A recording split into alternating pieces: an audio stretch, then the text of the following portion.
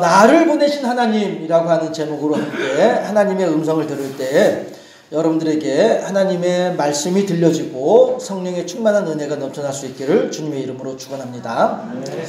예, 또한 이제 2월 말이에요. 곧 이제 봄이죠? 입춘 지났으니까. 그쵸? 예, 봄이에요. 새싹이 이제 돋아날 것입니다. 우리 그 교회 담벼락이라고 해야 되려나요? 아무튼 창문 밑에도 보니까 화분에 보니까 뭐 하나가 이렇게 벌써 올라와 있던데. 예. 우리가 이렇게 오늘은 서로를 향해서 빛을 선포하고 축복하도록 합시다. 만물이 소생하듯이 여러분들의 심령 속에서도 하나님의 사랑이 더욱더 풍성하게 성장할 수 있기를 바랍니다. 만물이 성장하듯이 여러분들의 마음속에서 하나님을 향한 믿음도 그렇게 풍성하게 성장할 수 있기를 바랍니다. 하는 마음으로 옆에 있는 사람들에게 빛을 선포하도록 하겠습니다. 빛이 있으라. 빛이 있으라. 예, 빛이 있으라. 빛이 있으라. 그래요. 우리들이 매주마다 이렇게 서로를 향해서 축복을 할 때 그러므로 말미암아 우리가 그런 자부심을 느껴야 돼요. 당신 이번에 어려운 일 있었지? 그런데 내가 당신을 축복해줘가지고 그 정도로 넘어간 거야. 이런 자부심을 가져야 돼요. 아셨죠? 예. 옆에 있는 사람들 향해서 내 축복 덕분에 당신이 그만큼 한 거야. 시작. 예. 그 자부심을 가지셔야 된다니까요, 진짜. 이게 앞으로 그래야 될까봐 이렇게 1대1로 한번 좀 기도짝을 좀 지어가지고 서로 축복하고서 이렇게 해야 되지 않을까 싶으네요. 네. 사실 그렇거든요. 우리가 매주마다 서로를 위해서 축복을 하다 보니까 우리들이 이 축복하지 않았으면은 이만큼도 못했다니까요. 이게 믿음의 눈이에요. 네. 이게 지혜고요. 자, 어쨌든지 간에 오늘은 오순절 7번째 오순절이 자꾸 오순절이라고 하잖아요. 주현절. 예. 주님께서 세례 요한으로부터 세례를 받으신 것을 기념하는 주현절 7번째 주일입니다. 예수님께서 이 땅에 오신 목적은요, 우리들이 행복하게 살기를 바라셔서 예수님께서 이 땅에 오셨다라고 하는 것입니다. 그런 게 어딨어요? 예수님이 이 땅에 오신 목적은 십자가에 달려 죽기 위해서라고 했는데 십자가에 달려 죽는 이유가 뭐냐 하는 거예요. 우리를 구원시키기 위함이잖아요. 우리를 구원시킨다는 것이 뭐예요? 우리를 행복하게 해주기 위함이죠. 그렇잖아요? 예. 해서 하나님께서 세상을 창조하신 이유도 웨스트민스터 신앙고백에서는 소요리 문답에서는 하나님께서 우리들을 창조하신 이유가 우리로 하여금 영광을 받기 위해서 창조하셨다라고 그렇게 가르치고 있습니다. 그런데 우리가 하나님께 영광 돌리는 것으로 거기서 그쳐지나요? 아니지요. 자식이 첫 월급을 받아가지고 그 첫 월급을 부모님한테 빨간 내복과 더불어서 이렇게 월급 봉투째 드릴 때에 그 마음이 어떤 마음이에요? 아, 노인네가 말이야 벌써부터 나한테서 월급 받은 거 다 뺏어가네. 야, 이렇게 생각하나요? 아니잖아요. 도리어 드리면서 너무너무 뿌듯하고 행복하잖아요.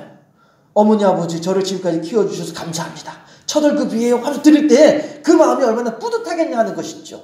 마찬가지로 우리도 하나님을 향해서 하나님 저로부터 영광을 받으시기 위해서 저를 창조하셨다고 하니 하나님 영광 받으시옵소서 라고 하면서 하나님께 영광을 돌려드릴 때에 우리들의 기분이 어떻겠어요?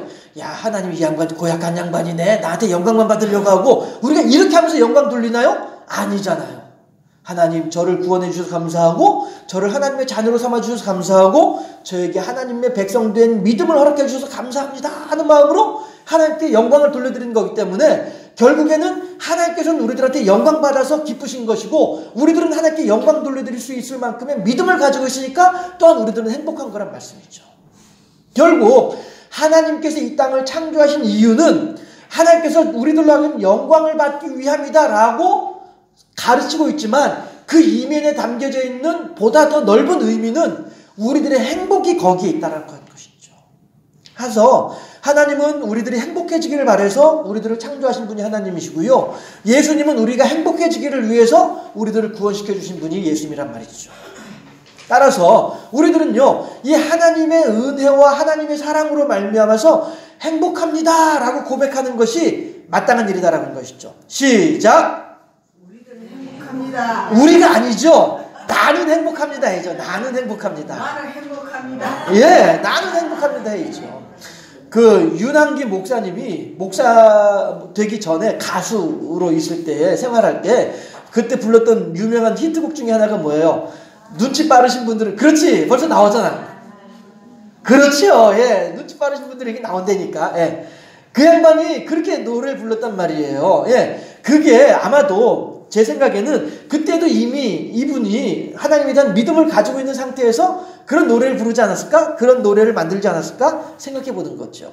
예, 우리들은 행복해요. 예, 나는 행복해요. 왜? 하나님으로부터 사랑을 받고 있으니까. 예수님으로부터 십자가의 고통을 통해서 구원의 은혜를 받았으니까. 예, 우리들은 다 그래서 행복한 사람들이에요. 그런데 문제는 뭐냐면은 구슬이 서말이라도 꿰야 보석이라 보배라고 우리들이 이러한 사실들에 대해서 미처 모르고 있는 경우들이 있더라라고 하는 거예요. 어쩌면 여러분들 중에도 그렇게 제가 여러분들한테 우리들은 행복한 사람이다라고 얘기를 했음에도 불구하고 이해를 하지 못하다가 오늘에서야 비로소 그 사실에 대해서 이해를 하는 그런 사람들도 있을런지 모르겠어요.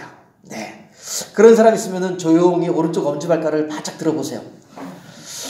한 서너 분께. 예.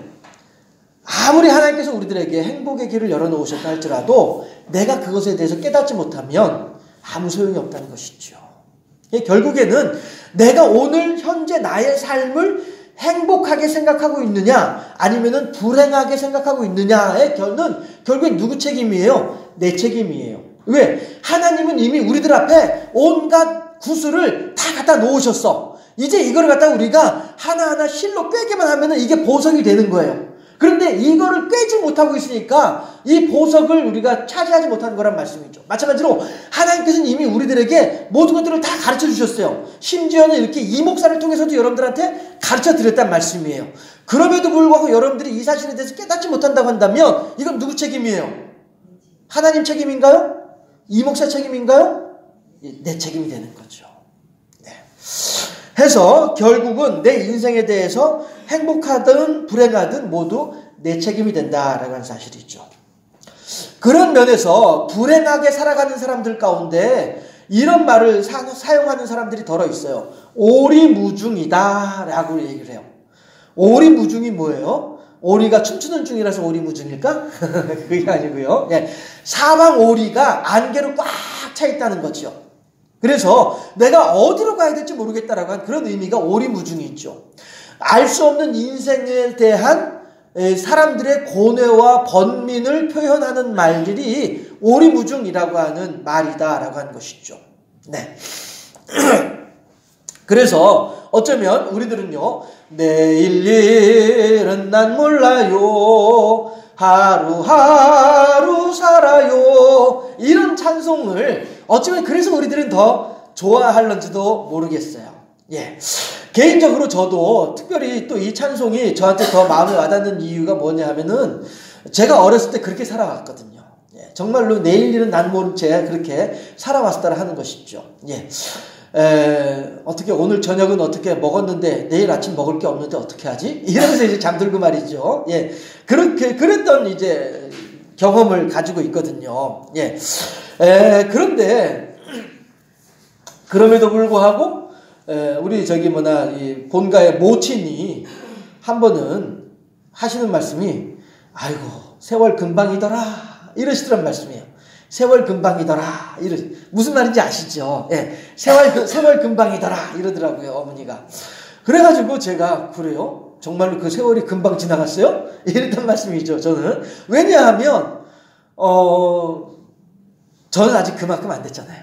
예, 저는 아직 그 나이가 안 돼봤잖아요. 그래서 아직까지는 저로서는 막 이것저것 이제 부딪힐 일들도 많고 이것저것 해결해야 될 일들도 많고 이렇게 하다 보니까 아직까지는 저한테는 세월 금방이더라 라고 하는 말의 의미가 조금은 알 수 있을 것 같아요. 조금은. 그런데 이렇게 완벽하게는 알지 못할 것 같아요. 다만 이제 우리 애들 크는 걸 보면은 저 녀석이 언제 저렇게 컸지? 이런 생각이 들긴 하는데 그럼에도 불구하고 세월 금방이더라 라고 하는 말에 대해서는 아직까지는 뭐 조금은 알 것 같으면서도 우리 흔히 하는 말로 아리까리한 이런 상황이긴 해요. 왜냐하면 어머니가 지내온 시간들을 제가 알잖아요. 그리고 저도 어머니랑 비슷하게 지금 살고 있단 말씀이에요. 예. 그런데 그 어머니가 세월 금방이더라 라고 할 때에는 제가 어떤 생각이 들었냐면은, 한편으로는 우리 흔히 말하듯이 인생 다 산 듯한, 그런 표현 있잖아요. 뭔가 인생에 대해서 깊은 깨달음을 얻은 것 같은, 이런 지혜로운 사람을 앞에 두고 보는 것 같은 그런 느낌이 들기도 하고, 세월 금방이더라라고 할 때예요. 또 그런가 하면 또 한편으로는 당신이 지내왔던 시간들, 이것 때문에 이런 걸 못하고 저것 때문에 그런 걸 참아야만 했었던 그런 시간들에 대한 회한의 모습은 아니었을까? 이런 생각도 해보게 됩니다. 어쨌든지 간에 여러분들은 어떻게 생각하세요? 여러분들은 여러분들의 인생에 대해서, 지나온 시간들에 대해서 세월 금방이더라 라고 하는 말을 하게 되면은 어떻게 생각하세요? 예? 당연해요. 금방 지나왔어요. 참네. 그러면 여러분들은 과연 그 시간들을, 금방 지나온 그 시간들에 대해서 어떻게 잘 살아왔다라고 생각을 하시나요? 아니면은 후회스럽다라고 생각을 하실까요? 대답하기가 좀 그러시죠? 행복과 불행의 책임이 내 책임이다 라고 하면서 이렇게 질문을 하면은 대답하기가 좀 그러시죠? 네. 어쨌든지 간에 내가 나의 인생을 어떻게 보느냐, 더 중요한 질문이겠습니다만은, 과연 하나님께서는 그러면은 그렇게 살아온 내 인생에 대해서 하나님께서는 어떻게 바라보고 계실까? 이걸 한번 우리가 생각해 보자라고 하는 것이죠. 부모가 돼서 자식들이 걱정스럽고 안쓰러워가지고 이런저런 이야기를 해주어요. 그러면은 젊은 사람들이 자꾸 나한테 그런 잔소리 하지 말아요 하고서 팩 돌아서 버린단 말이에요. 팩 돌아서는 그 자식의 그 뒤통수를 바라보면서 느끼는 부모된 입장의 마음은 어떤 마음일까 하는 것이죠. 저 녀석 봐라, 저렇게 해야 되는데 저 안 하면 저 큰일 날 텐데 라고 한 생각이 들면서 얼마나 안타깝고 얼마나 안쓰럽냐라고 하는 것이죠. 이거는 제가 우리 애들을 보면서도 느낄 수가 있죠. 우리 애들이 여러분들 보시기에는 천하에 없이 착한 애들처럼 여겨질 수도 있겠습니다만은, 아무튼 부모 입장에서 우리 아이들한테 막 이렇게 저렇게 얘기를 할 때 애들이 이러면은 말이죠, 서운한 마음이, 안타까운 마음이 있단 말이죠. 마찬가지로 내 인생에 대해서 잘 살아왔다라고 느낄까? 아니면은 후회스럽게 느낄까? 내 인생을 바라보는, 나를 바라보시는 하나님은 어떨까 하는 거예요. 하나님의 마음도 우리가 자식을 향하여서 이런저런 마음을 쓰고 안타까워하듯이 하나님도 우리들을 향하여서 그렇게 안타까운 마음을 가지고 계시고, 하나님께서도 우리들을 향해서 이렇게 안쓰러운 마음을 가지고 계시는데, 그 하나님께서 오늘 내가 내 인생을 난 참 잘 살아왔어 라고 생각을 할 때 나를 바라보시는 하나님의 마음과 하나님의 뜻과는 상관없이 난 너무 불행하고 힘들게 살아왔어 라고 생각하는 나의 뒷모습을 바라보신 하나님의 마음이 어떠하겠냐 하는 것이죠. 결국 우리들은요, 하나님께서 창세기에서 분명히 이렇게 말씀하셨잖아요. 우리의 모양과 우리의 형상을 따라 사람을 짓자라고 말씀하셨단 말씀이에요. 그 우리의 모양과 형상이라고 하는 것이 결국에는 우리들의 성품조차도 하나님의 성품과 다르지 않음을 우리들은 짐작할 수 있다는 거죠. 물론 하나님의 성품 속에 우리들의 마음이 들어있어요. 우리들의 마음 속에 하나님의 성품이 들어있는 것이 아니고요. 해서 하나님의 성품의 일부분이, 하나님의 모양과 형상의 일부분이 우리들인 것은 분명해요. 그런데 따라서 우리가 생각하는 것이, 그것이 어디서 왔느냐 하면은 하나님으로부터 온 것은 분명하다라고 하는 것이죠. 따라서 우리가 자식들을 향해서 서운한 마음이 있으면은 하나님도 우리들을 향해서 서운한 마음을 가지고 계시다는 거예요. 그런데 우리가 자식을 향해서 서운한 마음이 있으면서도 불구하고 자식을 향한 사랑의 마음은 거두지 않는 것처럼, 하나님도 우리들을 향한 서운한 마음을 가지고 계시면서도 우리들을 향한 서운한 마음은 거두지 않으신 줄로 믿습니다. 이것이 저의 신앙 고백이에요. 해서 부모된 입장에서 자식을 향하여서 안쓰럽고 안타까워가지고 너도 커서 꼭 너 같은 자식 한번 낳아서 길러봐라 라고 하잖아. 그쵸? 예. 제가 그 말씀 드리잖아요. 예. 제 아는 사람이 아이한테 그렇게 말을 했더니 이 아들놈이 하는 얘기가 미쳤어? 그러더란 거예요. 예. 미쳤어? 중학교 1학년짜리 아들놈이 너도 커서 꼭 너 같은 자식 한번 낳아서 길러봐라 했더니 미쳤어? 하더란 거예요. 지가 지 부모에게 어떻게 하는지 지도 알고 있다는 거죠. 예. 예, 그런 얘기가 이제 있긴 있는데, 아무튼 자네, 예, 이 말에는 자식이 행복하기를 바라는 부모의 간절한 마음도 담겨져 있더라라고 하는 것이죠. 그런가 하면 또, 예, 이러한 부모의 마음을 몰라주는 자식을 향한 서운한 마음도 들어있는 것이 그 말인데, 하나님도 마찬가지로 우리들을 향하여서 똑같이 그런 마음을 가지고 계신 줄로 믿습니다. 그런 면에서 볼 때에, 우리들의 인생에 대해서 생각하는 것과 오늘 본문의 요셉 자신의 인생에 대해서 생각하는 모습이 사뭇 달라요. 네, 제가 달라요라고 단정 지으면 안 되겠네요. 예, 다를 것 같아요. 네. 왜냐하면 우리들의 인생에 대해서 이렇게 저렇게 다르게 생각을 할 수도 있지만 적어도 요셉만큼은 자기의 지나온 세월들에 대해서 분명한 입장이 있어요. 그게 뭐냐면은 오늘 본문처럼 하나님께서 하셨다는 거예요. 오늘 제 설교 제목처럼 하나님께서 하셨다는 사실이에요. 이것에 대한 믿음은 요셉은 분명했어요. 우선 우리가 잘 알고 있는 것처럼 요셉은 어려서부터 하나님에 대한 믿음으로 살아온 사람이 요셉이에요. 왜냐하면 요셉의 어머니 리브가도 그렇고 요셉의 아버지 이삭도 그렇고 다 아니죠. 큰일 났다. 그거는 야곱이죠. 예, 요셉의 아버지는 야곱이에요. 예, 제가 지금 야곱의 부모를 얘기를 할 뻔했어요. 예, 했어요. 예. 요셉의 아버지 야곱은 믿음으로 살아온 사람이었단 말이죠.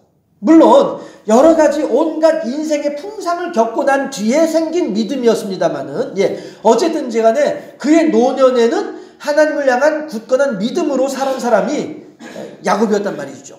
그러니까 그의 노년에 얻은 아들 요셉을 끼고 살았던 아버지 야곱이란 말이에요. 그러면 그 아들을 끼고 살면서 뭘 가르치겠어요? 예, 할머니한테서 자라온 어린아이가 내 나이가 어때서 이 노래 부르더란 말이에요. 왜 그래요? 할머니가 늘 그 노래를 불렀거든. 그러니까 그 손녀아이가 4살 된 아이가 내 나이가 어때서 이러고 있단 말이에요.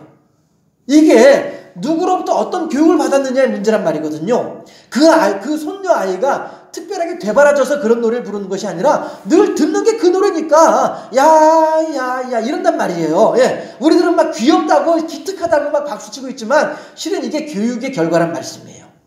본을 보인 결과란 말씀이죠. 그런 것처럼 야곱도 요셉을 끼고 살면서 뭘 가르쳤겠냔 말이에요. 하나님을 가르쳤죠. 요셉은 어려서부터 하나님에 대해서 배운 사람이 요셉이란 말이에요. 그러다 보니 형들이 그 요셉을 애굽의 종으로 팔아버려요. 요셉이 좋아서 거기 갔나요? 아니에요. 하다못해 형들한테 가는 그 길도 요셉이 좋아서 간 게 아니고 아버지 야곱이 심부름시켜서 간 거예요. 아버지가 가라 해서 예 하고 순종해서 간 거고요. 갔더니 형들이 애굽의 노예로 팔았어요. 그래서 예 하고 애굽의 노예로 간 거예요.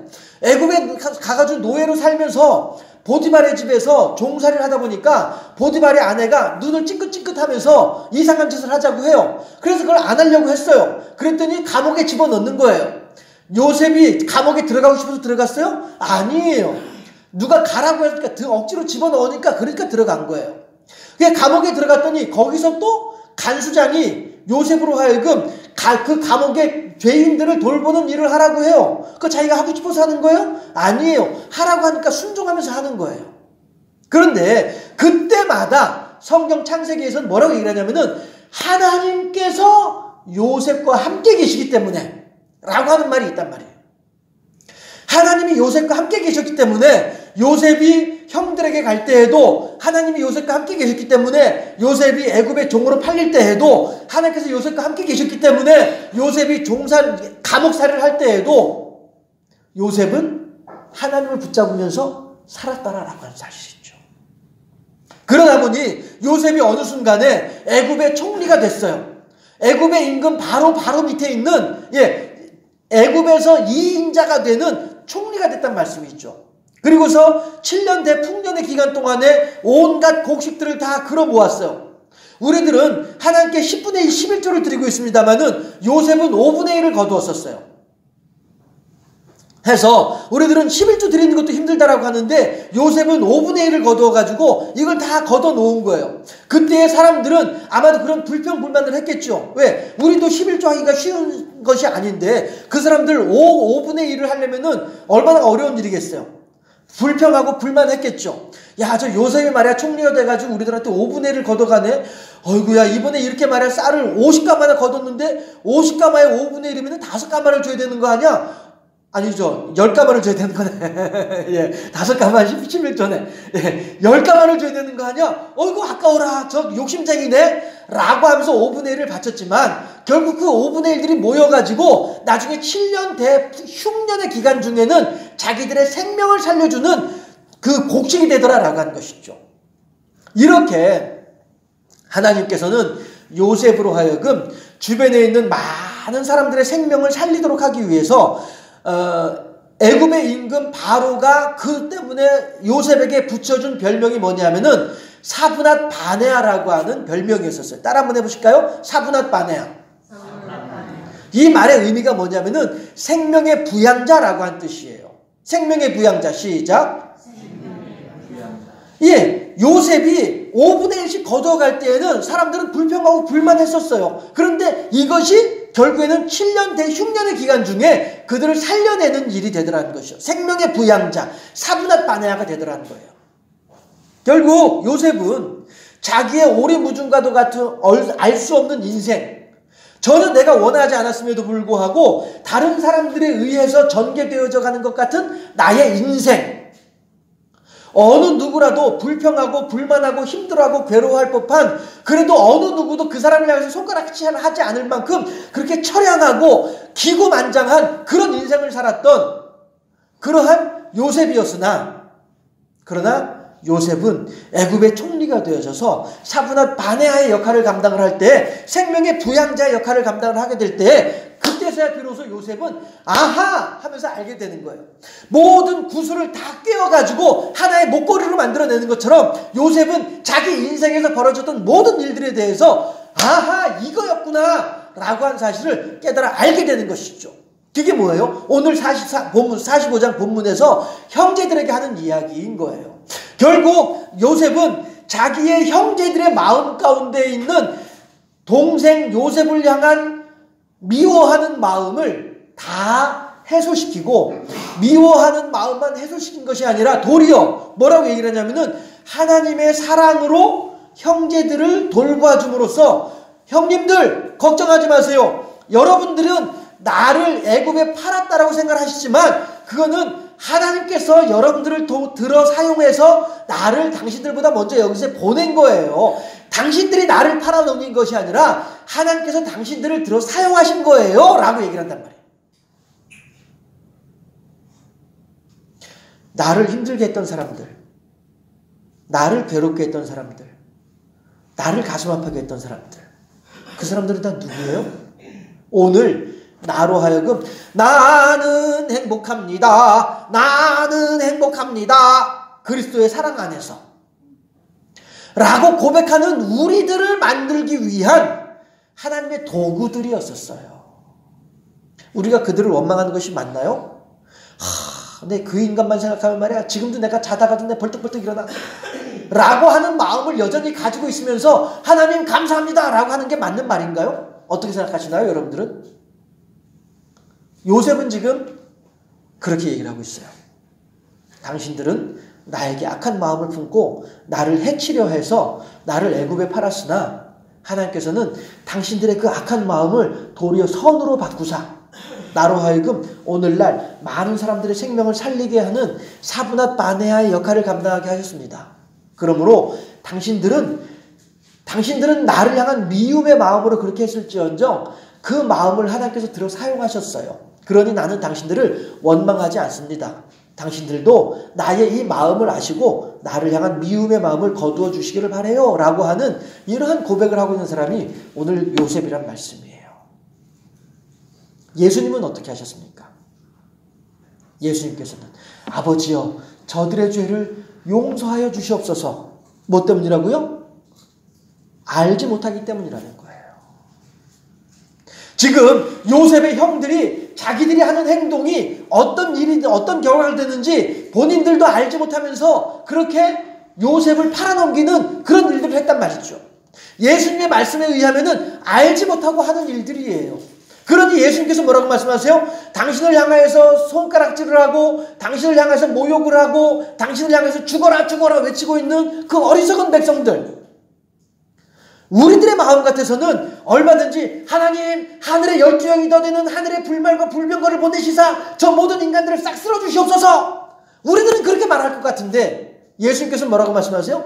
저들의 죄를 사하여 주시옵소서. 뭐 때문이라고요? 알지 못하기 때문이라고 말씀하신 분이 예수님이란 말이죠.